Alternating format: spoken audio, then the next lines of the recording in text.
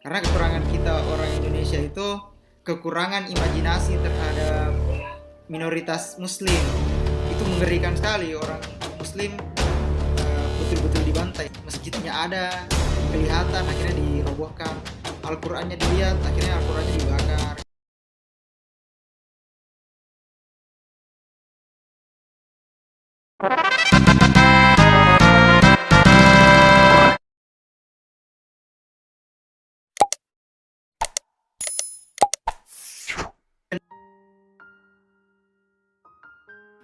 Kita bicara di Vietnam dulu ya. Di Vietnam itu saya kira karena dia pemerintahannya komunis, dan sangat strict dengan urusan-urusan seperti itu. Jadi urusan agama di Vietnam itu sangat ketat. Dan Muslim memahami itu karena mereka hidup di negara yang eh, kita bisa bilang sangat ketat aturannya. Mereka sangat sangat mengikuti aturan itu. Misalnya begini, ustadz-ustadz yang saya tanya tentang apakah negara misalnya, apakah pemerintah melakukan diskriminasi karena Muslim misalnya minoritas di sini. Ustadz-ustadznya itu selalu ngomong tidak, mereka mereka baik. Setiap menjelang Ramadan misalnya mereka datang ke kita, menjelang Idul Fitri mereka datang ke kita, kasih semangat ke kita untuk ayo jalankan ibadahmu dengan baik gitu. Jadi nggak ada sampai sekarang ya, setidaknya dalam dua dekade terakhir saya belum menemukan konflik serius ya antara negara dan komunitas Muslim dan non Muslim dengan orang Muslim gitu. Iya, sepengetahuan saya selama di sana sih saya belum menemukan konflik-konflik yang serius. Setidaknya sejak tahun 1990-an. Konflik-konflik agama itu cenderung karena mereka Muslim itu juga patuh sama pemerintah.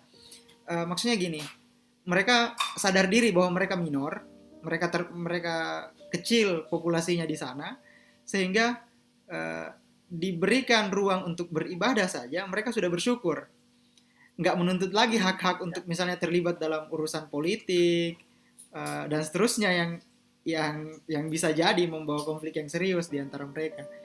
Itu sih yang saya lihat gitu. Makanya kalau kalau saya nggak salah, saya lupa siapa penulisnya, ada buku tentang yang menggambarkan komunitas Muslim di Kamboja itu menikmati keterbatasan atau menari dalam apa gitu. Kira-kira senada itulah. Banyak memang Muslim yang mengalami apa ya, yang susah mengakses pekerjaan. Misalnya, apalagi pekerjaan sebagai pegawai negeri. Setahu saya belum nggak ada Muslim yang terlibat pegawai negeri khusus di Vietnam. Tapi kalau di Kamboja banyak sekali, bahkan bahkan menjadi senator itu ada beberapa orang. Kalau nggak salah ada 13 atau 14 orang gitu. Kalau di Vietnam nggak ada sama sekali, nggak ada yang terlibat dalam pemerintahan untuk mengakses pekerjaan di situ.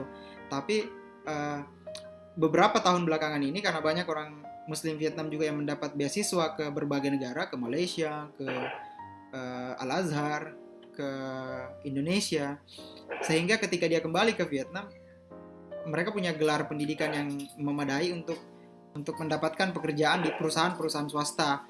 Jadi kebutuhan hidup juga mulai terpenuhi. Nah, ada memang yang belum mendapatkan, yang hidupnya masih masih sulit lah gitu ya, masih sulit lah. Tapi mereka banyak banyak bantuan dari luar negeri, dari Arab Saudi, dari mana-mana gitu. Dan mereka difasilitasi oleh NGO, itu banyak sekali bantuannya. Termasuk negara menjamin menjamin mereka di setiap bulan Ramadan, meski walaupun tidak tidak banyak. Biasanya pemerintah datang ke masjid-masjid, mereka ngasih sembako ke komunitas Muslim. Itu sebagai penyemangat mereka untuk berpuasa selama bulan Ramadan gitu. Itu di Vietnam ya. Terus baru-baru ini misalnya peristiwa COVID ini, di komunitas Muslim ada yang terindikasi tertular COVID-19, kemudian satu satu komunitas itu kemudian dibawa ke tempat karantina, mereka dijamin fasilitasnya di sana tanpa membedakan bahwa ini Muslim, ini apa dan seterusnya gitu. Nggak bisa juga beraktivitas di masjid. Cuma menariknya, masjid menjadi masjid menjadi posko sosial bagi mereka, karena mereka paham di masa pandemi ini banyak orang yang di PHK, banyak orang yang tidak bisa lagi mengakses pekerjaan sehingga tidak mendapatkan penghasilan. Akhirnya masjid membuka peluang untuk menyumbang gitu, dan sumbangan itu disalurkan ke warga-warga. Caranya di masjid lah, mereka buat bubur, mereka buat makanan, dapur umum lah istilahnya, terus dibagi-bagikan ke semua warga setiap menjelang buka dan sahurnya gitu. Oke, jadi sebenarnya semua negara saat ini tidak hanya terbatas pada saya bahas umum dulu ya. Semua negara sedang merayakan fenomena halal, karena halal ini juga masuk dalam agenda ekonomi yang cukup membawa keuntungan besar untuk negara-negara gitu. Nah, termasuk Vietnam dan termasuk Kamboja, itu mereka menyambut baik. Selain memfasilitasi masyarakat Muslim yang hidup di dalam negaranya, juga mereka bisa bersaing mengekspor makanan-makanan mereka. Sekarang sudah mudah sih sebenarnya, sudah mudah. Karena ada masjid. Di sekitar masjid itu selalu ada makanan-makanan halal yang tersedia. Terus pemerintah juga sudah memberikan izin kepada NGO yang ingin melakukan sertifikasi halal di Vietnam misalnya. Di Vietnam masih umum. Jadi kalau nggak salah ada 4 atau 5 lembaga. Tapi per tahun 2018 kemarin itu baru 1 lembaga yang diakui oleh MUI bisa mengeluarkan sertifikasi halal di Vietnam, dan mereka melakukan sertifikasi di beberapa tempat, tapi sifatnya masih voluntary, masih sukarela ya, masih sukarela. Jadi si pemilik warung halal itu harus mendaftarkan dan harus membayar biaya pendaftarannya sendiri ke lembaga sertifikasi itu. Nah, problemnya sekarang masih banyak warung-warung halal yang belum mau mendaftarkan itu karena pertimbangan budget kan gitu.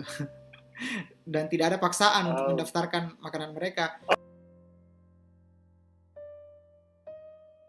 Ada di Vietnam itu ada. Di Vietnam itu ada komite Islam namanya. Dulu 2017 itu ada 4 komite Islam, setiap provinsi itu ada, setiap kota atau provinsi itu ada. Yang banyak muslimnya ya. Per 2018 itu berdiri lagi komite Islam di Hanoi, di ibu kota Vietnam. Terus di Kamboja itu ada Majelis Mufti namanya. Majelis Mufti ini sudah sangat dekat dengan kerajaan, karena Kamboja memang negara kerajaan ya, sangat dekat dengan Perdana Menteri. Jadi kebutuhan muslim juga terjamin. Dan per 2018 didirikan lembaga halal resmi milik pemerintah di bawah naungan Kementerian Perdagangan, kerjasama dengan Majelis Mufti. Tujuannya adalah untuk melakukan sertifikasi terhadap rumah-rumah makan yang ada di Kamboja ini yang mengaku sebagai halal. Karena problemnya sekarang di negara-negara minoritas Muslim itu cenderung mereka memasang label halal di produk atau di rumah makannya, itu ditempel sendiri, jadi diklaim sendiri karena mereka Muslim. Itu awalnya. Tapi saat per 2018 rumah-rumah makan itu sudah mulai diaudit, diinspeksi oleh lembaga ini, dan itu di bawah negara. Kalau di Kamboja di bawah Kementerian Perdagangan. Kalau saya sendiri sih tidak memaknai, harusnya kita tidak memaknai konsep minoritas ini secara hanya demografi dan hanya geografi saja. Maksudnya demografi itu secara kuantitas muslim. Misalnya di Eropa 1950-an muslimnya ada 2% misalnya. Per 2020 itu sudah 6% dari total populasi itu muslim. Artinya ada peningkatan kuantitas muslim di berbagai negara saat ini. Di wilayah-wilayah minoritas muslim ya. Termasuk di Vietnam sendiri, di Kamboja. Dan secara geografi yang saya maksud adalah banyak komunitas muslim yang awalnya mereka sebenarnya adalah mayoritas di wilayah kerajaannya, tapi karena pembentukan negara bangsa, akhirnya mereka menjadi minoritas. Misalnya minoritas Muslim Patani yang digabung ke Thailand, minoritas Muslim Sulu dan Mindanao yang digabung dengan Filipina, ya kan? Mereka terpaksa gitu menjadi minoritas di tanah airnya. Nah, tema baiknya kita bahas juga soal minoritas Muslim tidak hanya di wilayah kuantitas tapi juga di wilayah kualitas. Misalnya kita problem di Indonesia, apakah misalnya kita di Indonesia bisa mengatakan Muslim di Indonesia itu mayoritas? Secara kuantitas iya, tapi secara kualitas itu masih bisa diperdebatkan karena misalnya kita mempertimbangkan akses ekonominya mereka. Secara orang Indonesia, orang Muslim Indonesia, kita bisa katakan secara akses ekonomi masih banyak yang minoritas, masih banyak yang terdiskriminasi, masih banyak yang teralienasi dari akses ekonomi.